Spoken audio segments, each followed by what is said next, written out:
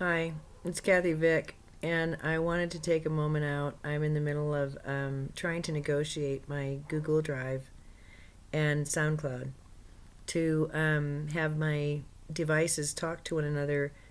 I'm hoping it'll work because the only way I can download the audio I captured of my friend, which was about an hour talk, and it blew my mind, is to put it on Google Drive. And I'm not sure if I can share from there. So it may be a technical issue that we need to solve with another interview. But I did go up to see my friend Melissa, and I did interview her, and it was really the end of a process that I want to talk about. Because you might have seen that I have a little bit of a change of countenance. I don't know, my hair, I've been complaining about it, haven't I? It just has been unmanageable. And I got a peek at this. I didn't know what she was doing. It was Melissa who did this. And I didn't know. And I took one look at it, and I was just so shocked. It's like when I looked in the mirror, I mentioned on tape, when I looked in the mirror, it was like looking into a new land. Somebody was peeking out from this brand new land. It was really cool. I like that Alice in Wonderland looking glass thing. It's always been a favorite of mine. So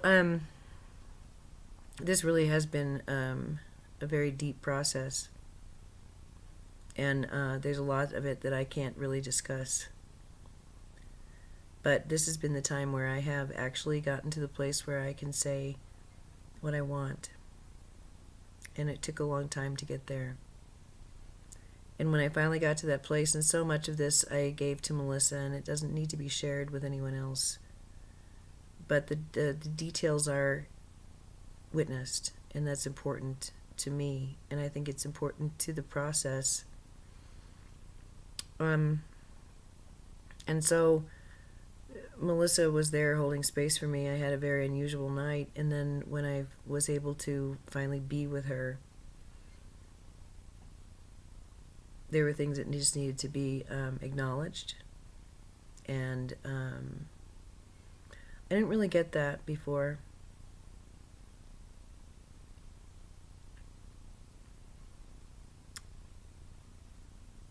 It's explained to me, and hopefully everyone will have access to this recording, but Melissa talks about how this is like walking through a gate, and I don't know, I guess it's just, I don't know this to be true. It's come through in the channelings and in my real life and in my essays. But what I didn't understand, and what she was smart enough and wise enough to allow to be said, is that prior to opening the door, and I could definitely see this big, huge door, where all you've got to really do is show intention, and it just swings open. She said before you can even cross that threshold, you need to stand in full awareness of what it is that you have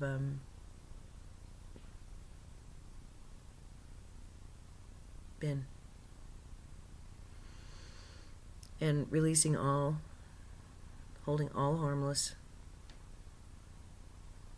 acknowledging that the higher perspective, the larger perspective, the wiser perspective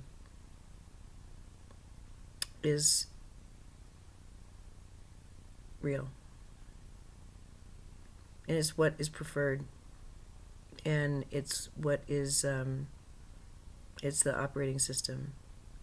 So the arguments and the recriminations and all that stuff, it may not fall away, but it's handled different. And I think that's been part of it, is just, it's just going to just disappear, all of this conflict of mine. This remaining conflict, just going to just disappear magically. Well, yeah, why wouldn't it? If it doesn't hold a purpose, and the vibration is it's unplugged from the source, the frequency, of course. And of course, that's what the motifs are. But I hadn't really appreciated when I saw my meditation of my hand reaching out for that circular doorknob. All I wanted was to get over that threshold. And it was sort of like throwing away. Just like, oh God, I can't even stand it. Just, oh, thank God I'm out of there. And I guess it was just this last couple of days that I was able to have this lifetime witnessed in a really comprehensive way, where I was very, very, very honest, and I was not seen as ugly, grotesque, broken, none of that. I was seen as the warrior I am. I was seen as the great light I've always been. And although I've had seers and teachers and guides, I understood it in a brand new way. And all those stories and the heartbreaks and the weirdnesses and the happinesses and the accomplishments and the joys, all of that, I honor it. And it had been just, get me out of this. Just, I need to go, I can't stand this. So that was a really great and beautiful gift to be given, because after having released this darkness, honoring it, seeing it, that it's valuable and beautiful and true and part of it, I didn't want to honor it or even acknowledge it because it was so ugly. And if I don't acknowledge it, I don't get to acknowledge that I have healed it. That some of it I've been able to neutralize, but all of it I've been able to effect. And I did it sometimes in full amnesia and sometimes in absolutely no amnesia. So I just really, it's about releasing old patterns. And that's I've been saying that for how long? But here I am. And it's different here. So I'll close with the meditation, or something that happened to me as a result of being witnessed, being loved, not being seen as somebody, oh, you really survived a whole lot, but knowingly, as that's a life of high art, just as Melissa's is. It's such a relief and a release.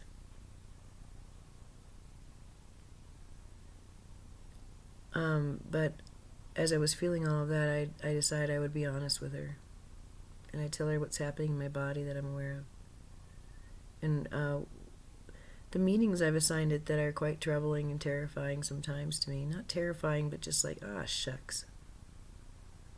And the significances I've assigned physical sensations and data that I've received about my body. And I told her I have a congestion that has become more and more pronounced. And it was done cooperatively, but I really am very uncomfortable at this point. I don't like how it feels anymore. And kitty corner that, as I've been seeing it, is my hip. And I'm not I just think I have a trapdoor here. And I have until the 13th to get clear. They're going to work with me on the light, and I have until the 13th. Because I'm not going to walk into that office carrying a ride-along. It's not going to happen. That's not my path. I'm not going to do it that way. And I know that this can just, anything that is imbalanced can and will be balanced with light. It's the easiest thing in the world to understand and to count on. But first it has to be acknowledged. So Melissa closed her eyes and did what she always does. She just felt into it. And I've been working with that imagery ever since, and I'm going to give it to you because I find it beautiful. And true. She said she saw someone who was wrapped around my body, and the arms were, I was so taken by that time didn't see this part, but it's like here and here, and the fingers are, her face is tortured. It's just, it's true. It's the picture of agony, of torture, twisted. And she said the body is twisted. It's received so many energetic blows. It's just disabled, and it's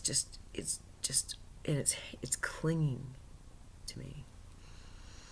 And as she was talking about it, I became very enraged and angry and like judgmental, and like, this is not how it's going to be.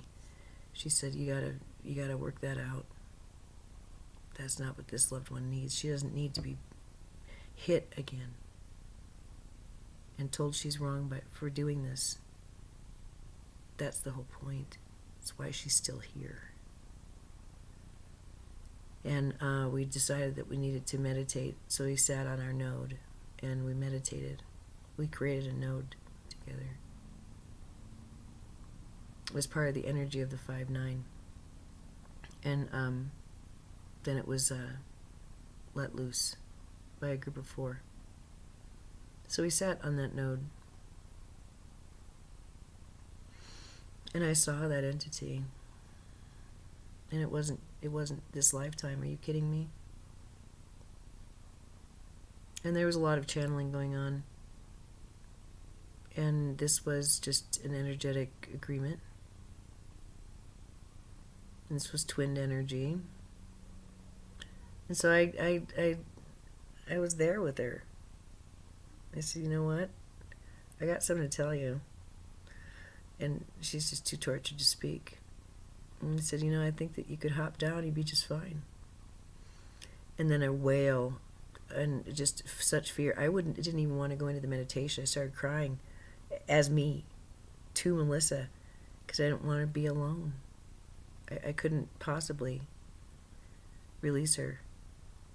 I couldn't abandon her, not after all that. And she said, no, you just have to close your eyes. You'll see where she's going to be going. It's going to be fine. So I said, you really could jump off. It'd be all right. And then I had to explain, I know that you think that you're pitch black. I get that. That you think you're some sort of like absorptive black hole of horrific horror. I know that, I get that. But I can see what you can't. And you are lit up like the sun. The brilliant white it's astounding. It doesn't burn my body, but it lights it up. And even though you don't think you're healed, and even though you're still in the position and posture of pain and torture, if you broke it just for a minute, you could hop down and see. If I'm wrong, you can come right back up. She leapt off. And she was stunned.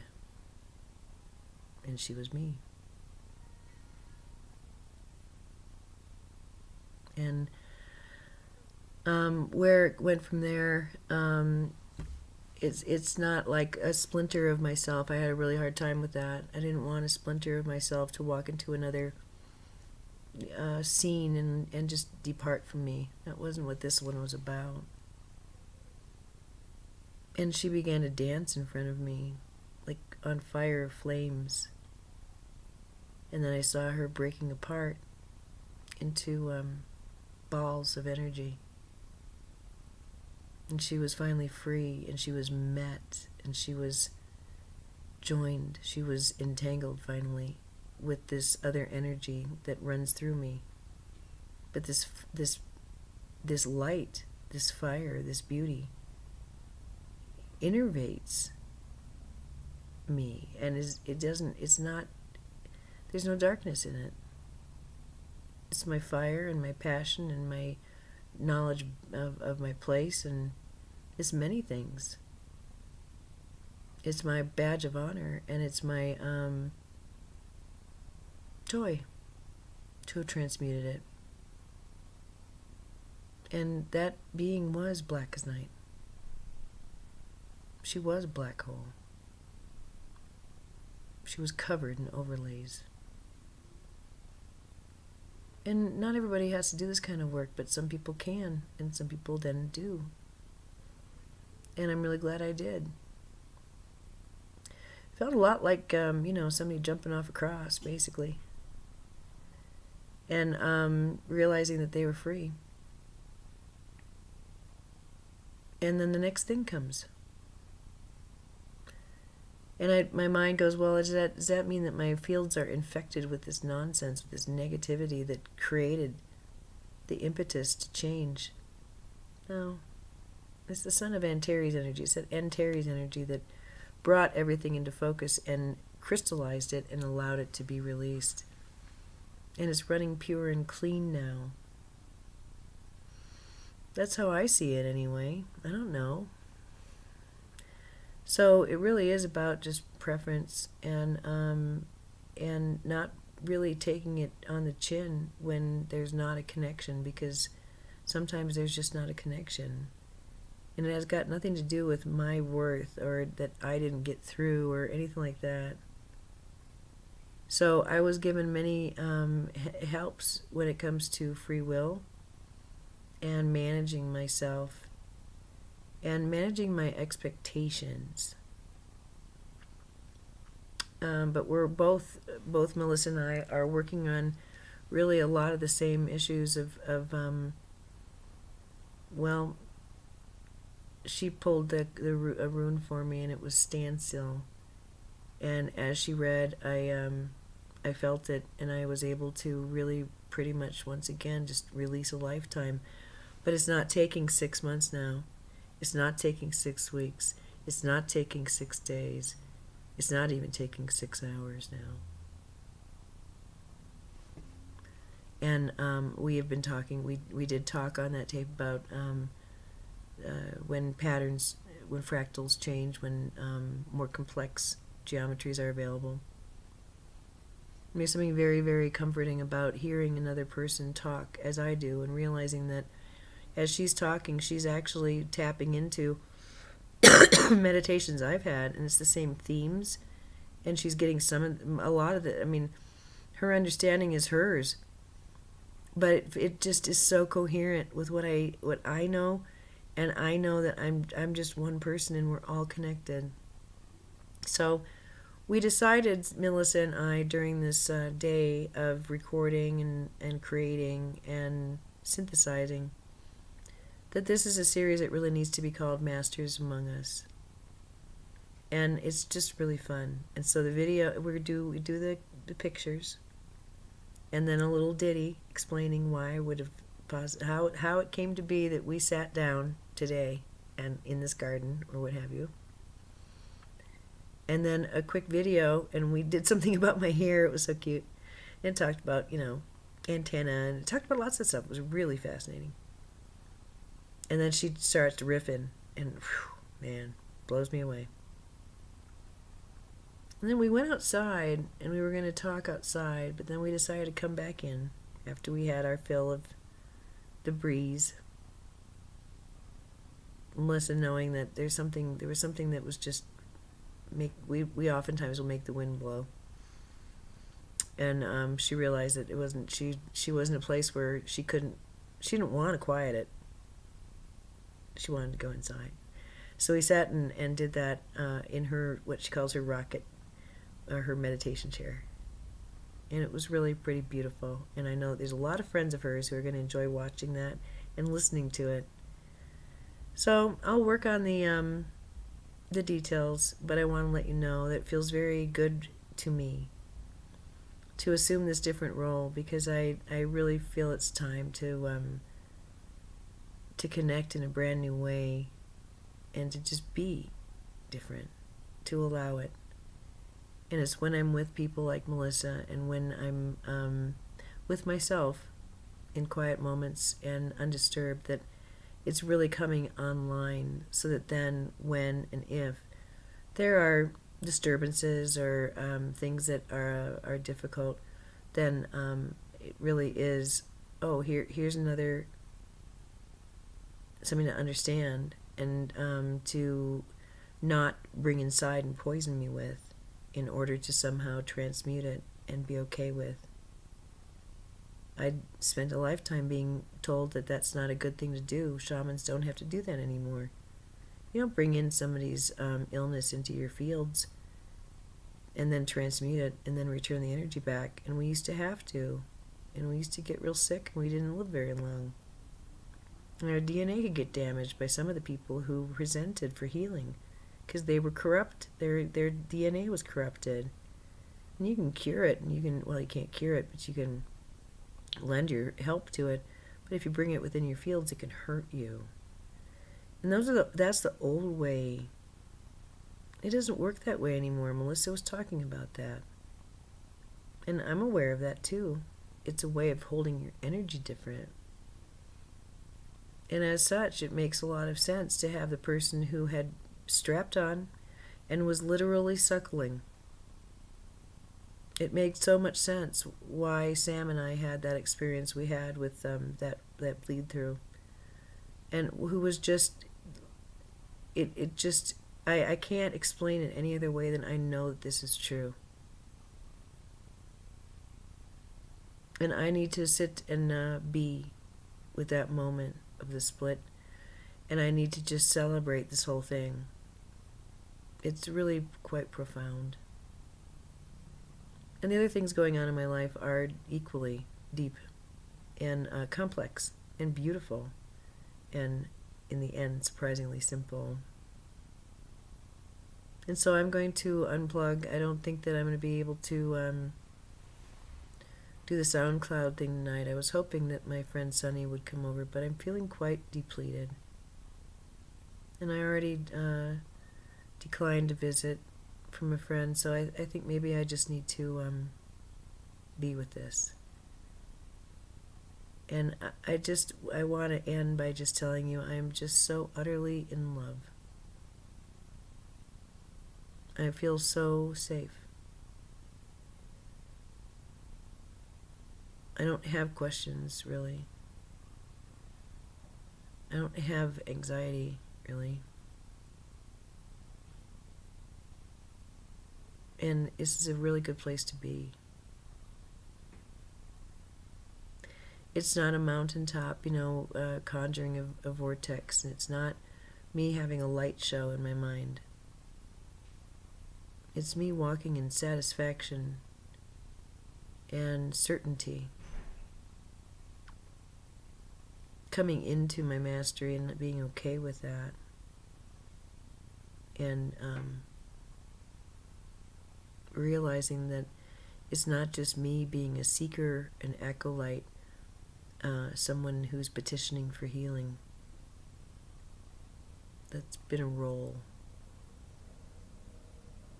That's been the suckling one. That's been the one who was in misunderstanding and pain. And I don't see that as a personality sliver. I see that as an archetype. And I see that I have done that and did that for others as well as myself. And it was real. It was physical. And I'm going to be dealing with the consequences of increasing my amperage to the point where that is spun off. That's the whole idea. Getting to the place where I can now spin more freely. And that's going to involve doing a little bit of research on my new natal chart and bringing that in. It also will involve denying reality to a little tiny bit of an extreme. Just having to acknowledge that physical reality is not quite how I want it to be. And that used to be a big deal. It's not how I want it. And it would just drive me nuts because it was so far away from what I wanted. And as I have increased my amperage and my conscious mind has come along for the journey. I see that there's just a lot more balance and integration and ability to just simply carry it without fear of hurting anybody. And that's part of why Melissa is so important to me, because sometimes she hurts people. Because she has an internal way of knowing what to say and what not to. I do too. I just haven't been cool with the destruction I've created, because it was my job to make sure everybody's happy. So, whatever. We all have that to certain degrees, don't we? Alright, so this is just a little one to let you know I'm working on a technical issue. But I'm really excited to let you know that the header and the artwork and the tone will change now. It'll be Kathy Vick : Masters Among Us. And we're doing volume 1 with Melissa. I can't hardly wait. I've got another person I want to reach out to. I can't wait. And I have my next event is lined up with a 14-year-old. And I'm going to see if I can rope Sunny into it, and a few others. But these brave first few souls, oh my, oh my. I think we're all blessed that they decloak. Oh my. So, I just feel like I'm just in a different place. And, one of the things that they've been saying, what do you want? And I explained what I wanted. And I did share that with Melissa. It's not like a birthday cake wish you can sell somebody. But then on the way home was, what do you want? Kind of thing. And who am I? They said I needed to watch the video of the meditation with the 4 faces, that video. And so I watched that. They said I was missing a piece. And I kind of was. Because I kept hearing, who am I? Who are you? Who am I?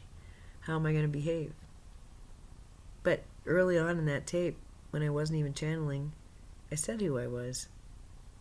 I went to the Crystal Cave and I had that meditation, and there was Sananda, the Sananda group, looking over at the Cryon group, who was they were to the left of Shiva group, which is looking at me, and I'm a whale. Yes, my physical body's in the middle on a little mat, going, holy crap. But I was that whale. And I saw that it was a gradation of energy that went from being much more earthbound in the Sananda group to more esoteric and big with the Cryon group, to even bigger with the Shiva group, to what a whale represents. Which to me, driving home, I realized that's really all I've ever wanted. I want to walk through life like a whale. That's all. That's something I understand. And if I could remember that that's what I am all the time, I would be super happy all the time. All the time. So that was really nice. So I know what I want. And I know why I want that. And I know why that's in integrity and in balance, and it cannot but happen because it's what I want and it's appropriate. Then who am I? And it's really cute because I like being a whale, and if I can just remember that. Now, I've talked about this before. I really want to get some ink because it helps me. And I'm going to get the tattoo of the crop circle here, which shows the earth has disappeared, and that tells me that's my symbol for why I'm here. And then I really am now. I want to get a whale fin here, and then so we're gonna be getting some ink, some serious ink around here, sooner or later. But it's be beautiful, and a big crow on one side, kind of next to my boobies, and I can't wait.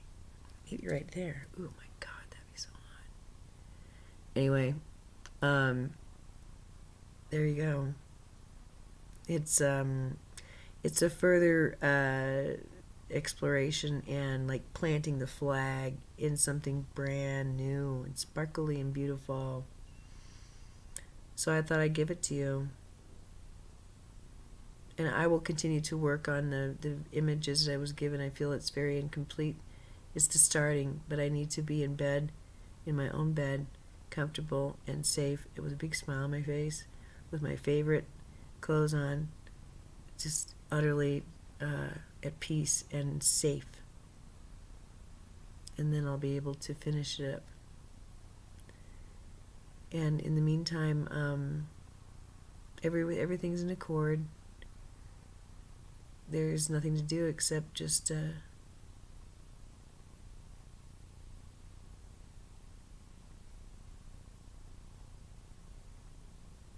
be of good cheer. I don't need to see fear not anymore. I know not to fear not. And now I'm bringing in the reasons for a good cheer, just more and more. It's miraculous times, and I want to share it with you. You can look forward to my work with Melissa, and then we'll be doing more work.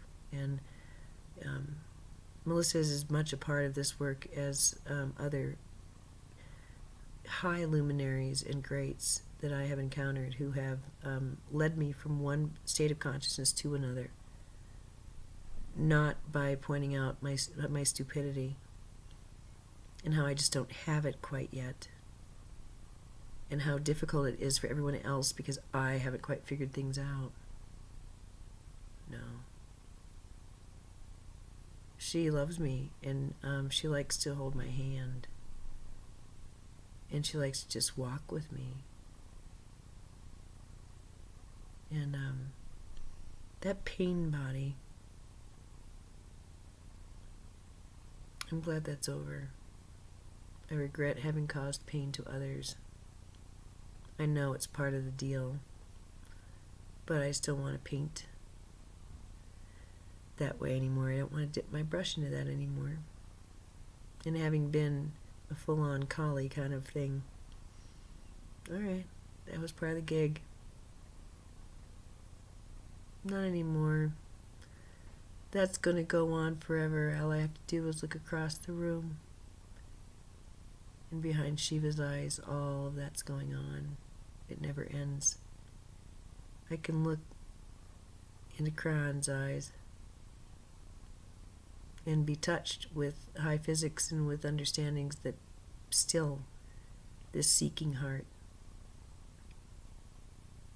And I can reach out, and in devotion and love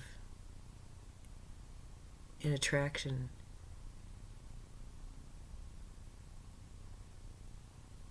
I can find peace and some sort of integrated physical reality with the Sananda group.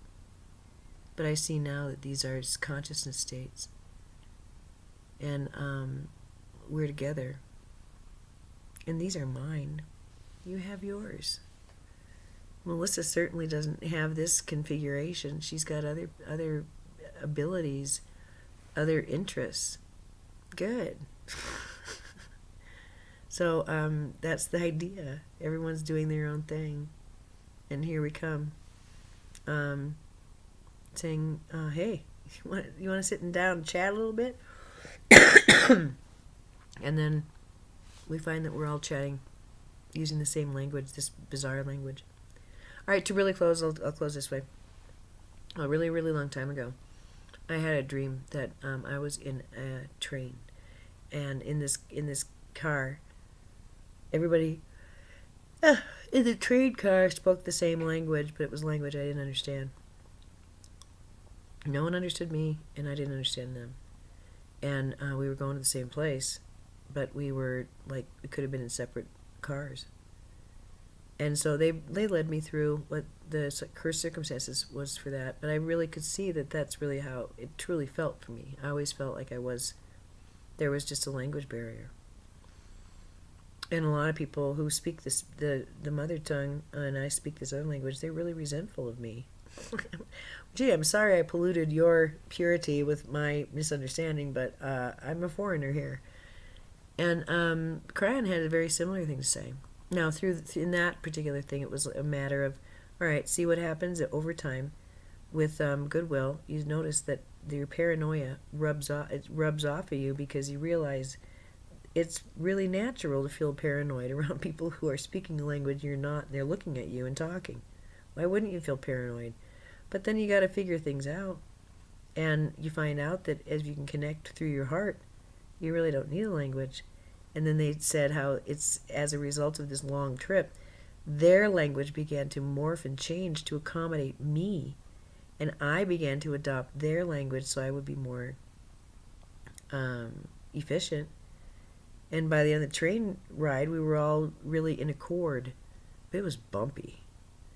And Crayon talks a lot about something just very similar, that old souls have a little bit of a thing. If they were to sit down and in anywhere, any table, at Denny's or wherever, busy day, let's say it's an 8 top, and an old soul decides to sit down. And everybody's talking about what they want to talk about, so the old soul says, oh, I'm going to talk about what I like to talk about. And declux and just says the truth of what they're, just, it's not, this is my truth. But it's more like, yeah, well, today I did this, and blah, blah, blah, and this happened, and this happened. And everybody would go, oh my God, do you smell that? They'd all get up as one and leave. But you get a couple of those people together, and they'll blow your mind. It's a different language. So it's really been kind of fun to see that I don't really need to do the translation anymore. And if I see that there's just no way that we're communicating, it's just not happening, and it's tough, that's when the heart comes out, because we're talking different languages. It's not working. So I'm gonna leave you with that. I think that it's really wonderful that we're all coming together and having times to speak our language to each other, and state our inner truths, which are so closely held, appropriately so. And when these gifts can be shared, then it's pretty amazing. So I guess that's it. I just wanted to kind of check in and say, holy moly, game on. And I hope that I hope that you're feeling good things. I've been getting it very, very, very, very plain. I had lost hope with so many people and with so many situations, and it's been brought home again and again. The work that we're doing right now, this work, it changes everybody. And to just it has a fundamental physical reaction with some people who you may not be physically connected with, but energetically you are, and it's helping everybody. And it's helping those who are in pain, and it's helping those who are at peace. Isn't that lovely? All right. So 38. I guess I will close. I want to say thank you for following along, whether you believed or not that the end product would be something that looked more like this than but here it is, and I feel fan-freaking-tastic. Woo. I hope you too. Namaste.